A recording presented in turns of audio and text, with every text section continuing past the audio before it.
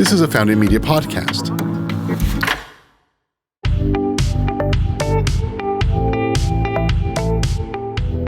Hi, my name is Chelsea Bancroft, and I am the host of the Positive Influence. Off to a good start. Today I have Chris Rhodes with me, and he's from Seethestarsablaze. So thanks for coming on the show. Thanks for having me. Yeah.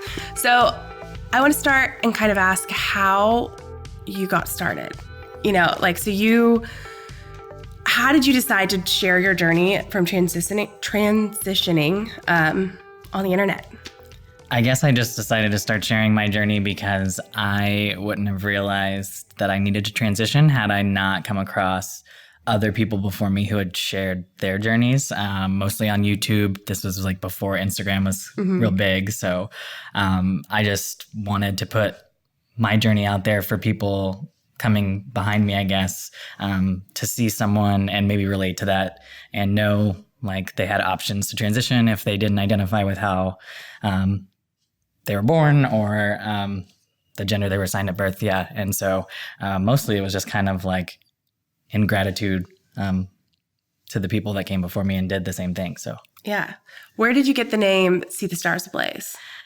It's actually from my first tattoo. Okay. It's like lyrics from a Trevor Hall song. The song is Many Roads, and the lyric is Only in the darkness can you see the stars ablaze. And it was my first tattoo, and it was kind of a reminder to me that, I don't know, like even in the dark, there's like goodness out there. So I'm kind of pessimistic, or I used to be. My you don't seem pessimistic. My girlfriend thinks I'm like the biggest optimist in the whole world. I think you are. Yeah, but I used to not be. Compared to her. Yeah. Sorry, Shelby. Yeah. Pre-transition, I wasn't. And I think that's kind of indicative because now I have a way more optimistic outlook because I am myself. So, just a note to that tattoo. So how did you get the courage to, really share that journey? And, did you have a lot of backlash from that? Did you have support? How did that go? I kind of gained a following on Tumblr when that was cool as like a No way. Yeah. Love it. Yeah, as like a Tumblr lesbian. So I did get a little bit of backlash when I transitioned because my whole kind of following was like all of these like queer women. But then, a ton of them supported me, and I lost my space in that community, but found the community I really needed to be in. Besides that, like the only backlash I really get is like closed-minded internet trolls, people that want to come on my page and just like leave shitty comments. But mostly people are like really, really dope. Yeah. How do you deal with the trolls? How do you deal with that? Because I get offended and there's no way that they're saying as mean things to me as they, I'm sure, I can imagine, say to you. Mostly I try to delete comments and just block people, but I also have been known, especially after like a few beers, to engage. But honestly, Instagram filters on comments are like a godsend. Like I just filter out a lot of the words I'm going to predict that people are going to use, any sort of slurs and stuff. And that kind of helps. It really helps since it's a feature now. But most of the time, before I can even address a comment, I have so many followers that support me. They just like come in and like rip those people to shreds. So yeah, you've got a huge following. So he's got like 70,000 followers. Are they all trans? Are they just support the community? Do they reach out and ask advice a lot? It's a good mix. It's a pretty big percentage of trans masculine individuals. And I do get a lot of messages asking for advice. I used to post a lot more about my transition on my Instagram. Have kind of switched towards like higher quality like photo and not as many shirtless selfies. But I do more of my transition related advice on my YouTube because that's more of a long form thing. So I tend to be able to like address those questions more in depth. But I do get a lot of questions asking for advice and stuff. And that's why I actually go through my DMs. Shelby helped me go through them like when we first started dating and was like, for the love of God, why is there 800 messages in here? You hadn't looked at those?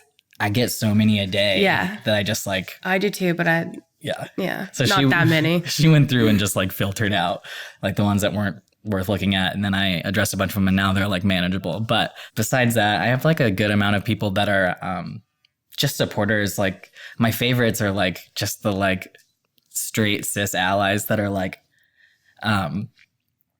just like, hey, like you've really opened up my mind to like this like person or this identity or this journey that I wasn't even really aware of. And I love to like watch you share that. And like, it's cool to see you just like living your life or like sharing your relationship or those sort of things. So I'm definitely here for like the trans people I reach, but also I think it's more important the like people that aren't a part of our community that get to see that. Yeah, that's cool. So you also have your clothing line. Yeah. And you also have you got your new podcast. Yeah. So how do you think having this like big following has helped you launch that and kind of grow that business that you have as well? It's definitely easier to start a brand or business when you already have a following, because people support you. And so they, even if it wasn't awesome stuff, like they probably would still support you. I still think we make quality clothes. I think you make cool clothes. Yeah. And so my clothing line is called FLAVNT Streetwear. It's spelled FLAVNT Streetwear. The V is aesthetic, not phonetic. But we're an LGBTQ clothing line. Me and my twin sister run it. We design everything, and then we print most of the stuff ourselves, like in a studio behind our house on the east side. I didn't realize you printed everything yourself. So it's. And I'm also glad you clarified the V because I was going to call it FLAVNT. Yeah. And I'm like, glad that you said it and I did not. Yeah, people get confused about that, but it was way easier to trademark when it had a V in it. And then also as designers, we liked the way the logo looked better. It looks cool. Yeah. So, but that's like my baby. It's FLAVNT is turning 5 next month. I didn't realize it was that long. Yeah. And we do fundraising partnerships with trans people, fundraising for gender-affirming surgeries. We give 15% of every sale to who we're currently partnered with. We just partnered with our 12th partner. Awesome. And we'll be working with her for the next few months. She's actually local to Austin. She's a trans woman here. But we've fundraised like over $22,000, I think, in the last 5 years. Yeah. So it's cool clothes made by two queer people trying to make a living, but it also helps people. Yeah. So do you design everything yourself, or you and your sister do? Yeah, me and Courtney design everything. We both went to school for graphic design, so it's a nice practical way to apply that degree. Yeah. That's awesome. So do you kind of feel a pressure to be like a role model in that community? I mean, because like you've got so many followers, and so people must, have followed along that journey. Is that a lot of pressure? Yeah, I think so. I think that a lot of people, it sounds so pretentious sometimes, but a lot of people kind of put me like on this pedestal because like, especially in Austin, I would say I'm like one of the biggest like queer faces in Austin, but in general, like pretty decently known in the trans community, especially among trans men. And so when I do like slip up, which I do, I'm human. Right. People kind of have this idea that I'm like infallible. And I'm like, I think that a good role model is someone you can relate to and someone that does mess up and does so graciously, admits their wrongs, those sort of things. But I mean, like recently went through a breakup and like people were angry about it and like livid about the way that I handled it and like just said that I just like really messed up this thing and like were so invested in this idea. And I just kind of like went about things saying like, hey, like I'm a human and I wasn't happy doing this thing and I found happiness. And, like if you wanted me to like grin in front of a camera and just show you the good sides of my life, like then you're not following the right account. Like you need to be here for like the good and the bad. And I'm going to share all of it with you and be transparent. So how do you, so you share so much with your transition. Mm-hmm. How do you go about like, you don't want to share it. Like when you have like a very personal breakup, how do you balance, how much you share and, like how do you deal with people wanting like that, like you said, wanting to know more, but it's like, okay, this is a personal thing, but they expect it because you've been so open with what other personal things. Right. It's a really hard balance. And it's also, it's a hard balance for the people in my life too. Like, my current girlfriend is on social media and stuff, but she's like, wow, I've never dated someone who's as open as you about everything. And I'm like, yeah, well, that's kind of my brand. But like, I can't stop now. Right. Like, sorry, it's been around like longer than you have. And I love you and I'm going to respect your privacy and the privacy of our relationship. But like that's just part of it's part of the deal here if you're dating me. But I do try to keep like, obviously like everything you see on Instagram or online is kind of a highlight reel, but I try not to be too filtered with that. I don't want to only present the good side of things, but also I'm not going to air it when I have like an argument with my sister or my girlfriend, or like I do post about mental health a lot because I think that's important. I want to share those things, and like the ups and downs of transitioning, and also just like in general life, like, hey, like sometimes you're struggling and whatnot, but it is a hard thing to balance because like, especially like that big breakup, like people were like, what happened? Why aren't you telling us? Blah, blah, blah. And I'm like, just because I share things with you, what I share is like what I decide to share. And I think people kind of forget that someone behind like their phone screen is like a real person and feel very entitled to like knowing everything. And I'm like, y'all, like even some of my best friends don't know like the nitty gritty of this. Like, so I'm just going to delete this DM because like I'm dealing with this. I don't need to deal with it in front of like tens of thousands of you publicly. Like, necessarily. I don't know. It's a hard balance. So it is for sure. And I don't share like too much personal stuff like that. But even still, like people are nosy. I mean, I'm super nosy, but like me too. But like I wouldn't send half the DMs I get. I'm like, what? I'm like half the time. I'm like, what? You're bold. Can I drink this on camera? Yeah. Oh, cool. Well, I did.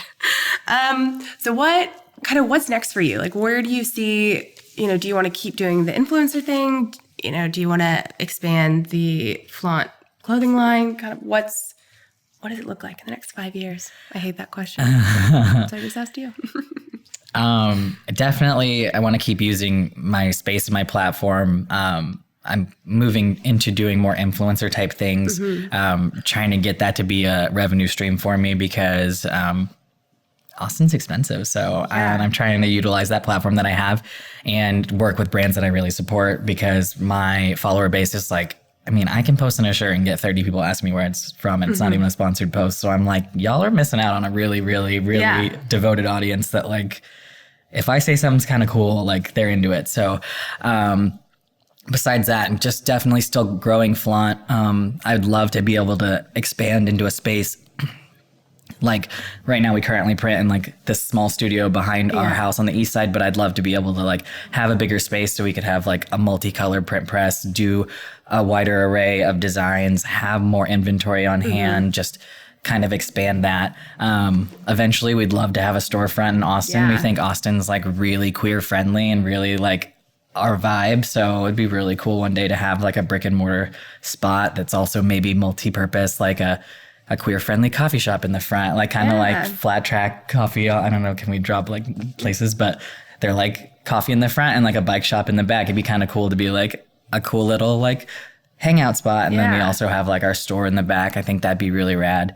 And then I just started in on this like podcast project with my friends. It's me, my sister, and two of our other queer friends. So it's 3 queer women and 1 trans guy. And we're just we always ended up talking at like these bars or wherever we're hanging out, just like bantering about all these topics. And we were like, I think that like some of the people in our community would like to be in on these conversations. For sure. So just kind of here and there, just doing little projects. I really want to get more into activism too, though. Like, kind of been branded an activist just because of what my clothing line does. But I think that I don't want to just be like a backseat keyboard like activist that just like, posts about like this cool thing that's going on. I want to make sure I'm actually going out and like, I've now spoken at 2 events. I like want to like really get out there and like, I'm already visible online, but I think seeing queer people in public spaces is important, especially right now with our administration.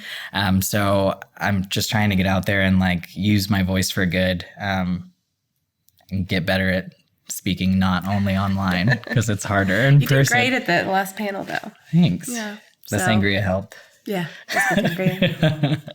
Well, that's awesome. Do you have any advice for someone starting out, to do, influencer or starting a transition, anything like that? Any kind of good advice?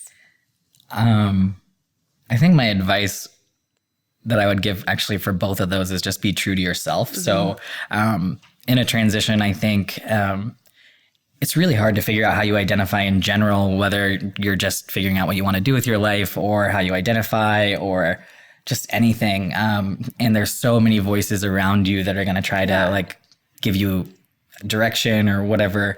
I think that it's really important to try to just like see what is just recurring thoughts to you and like what is like the most essential for you, and kind of never lose that, even if you have people around you who might influence it.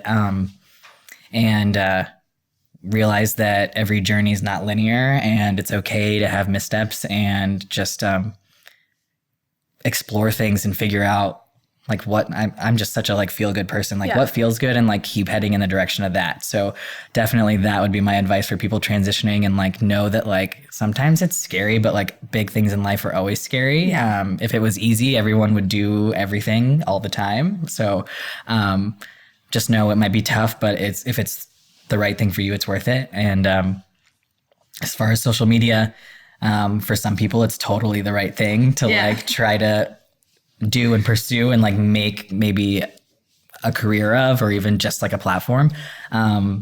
Just try to stick to like what's you. Don't emulate things too much, like just to follow a trend. Obviously, like if you admire someone, you can try to be like, aspire to be like them, but be yourself. And that's what people really are drawn to, if they can relate to you, if you seem like a person that that they want to like sit down and like have a beer with or something.